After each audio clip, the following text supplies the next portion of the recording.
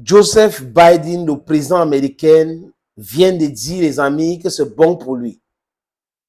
Il dépose les armes, il lave ses mains et dit, Parti démocrate, cherchez notre candidat. Il n'ira pas aux élections présidentielles de novembre 2024 de cette année. C'est bon pour lui. Vous savez, c'est un éternel politicien. Il a été sénateur, éternel sénateur, vice-président sur Barack Hussein Obama. Et il a tout fait pour devenir président de la République. D'ailleurs, Donald Trump a contesté de façon répétée les élections aux États-Unis en disant que c'est lui qui a gagné, qu'on aurait volé ces élections-là. C'est Donald Trump qui le dit, les amis. Et il est constant, conséquent, il a le soutien et il monte dans les sondages.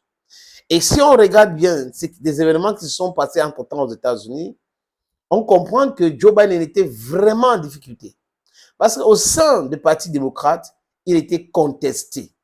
Contesté par tout le monde, par les ténors du Parti démocrate. Nancy Pelosi contestait l'idée de Joe Biden de représenter son parti aux élections de novembre.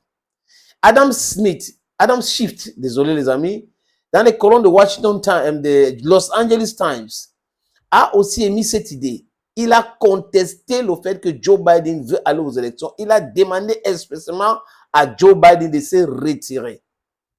Il y a eu aussi George Clooney, un très grand mobilisateur de donateurs du Parti démocrate.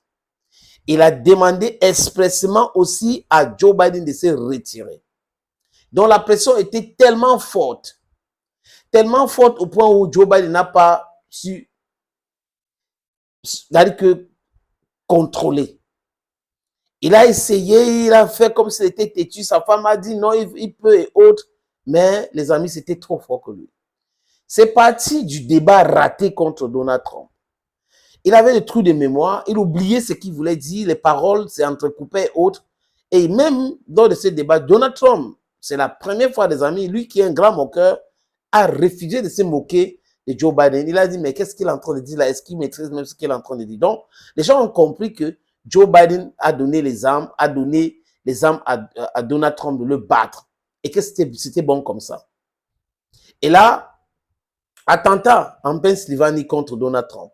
Là, les démocrates ont compris que c'était bon pour eux. Ils ont d'abord enlevé toutes les publicités qui insultant sur Donald Trump, annulé, Joe Biden a annulé ses différentes sorties de campagne et autres, c'était évident. Et là, après, c'est que Covid a fait ceci, malade de Covid et autres, c'est pas si c'est pas fait vacciner. Voilà pour vous, quarantaine, et après, les amis, il a dit c'est bon. Vous avez Adam Schiff, allié. Vous avez Nancy Pelosi. Vous avez George Clooney. Vous avez d'autres démocrates ouvertement opposés à la candidature de Joe Biden.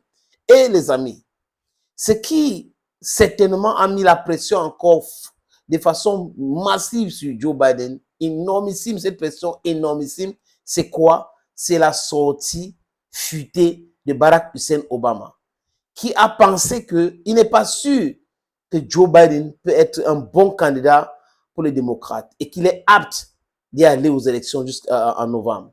Et là, je crois qu'à partir de là, Joe Biden a compris le message, qu'il est lâché par l'ancien président Barack Hussein Obama.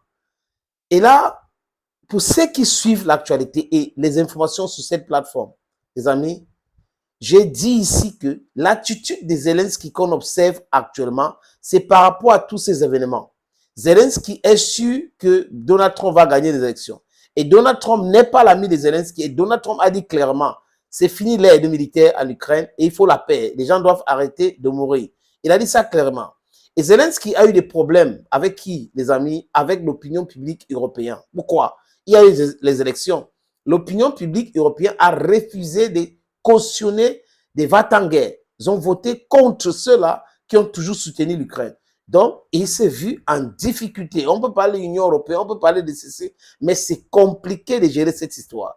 La complexité de l'histoire est qu'aujourd'hui, Zelensky est obligé de parler de paix avec la Russie, paix avec la Russie. L'incongruité aussi, c'est quoi? C'est que dans son parlement, au parlement ukrainien, à Rada, il y a une loi qui est votée pour interdire toute négociation avec la Russie. Vous comprenez? C'est l'événement qui peut amener Donald Trump au pouvoir, qui fait paniquer Zelensky. On a vu Sunak qui est parti, c'est Sky Stem qui est là aujourd'hui. En France, c'est compliqué pour Emmanuel Macron. En Allemagne, c'est difficile. En Hollande, en Espagne, c'est compliqué de chez compliqué. Les Hongrois veulent la paix.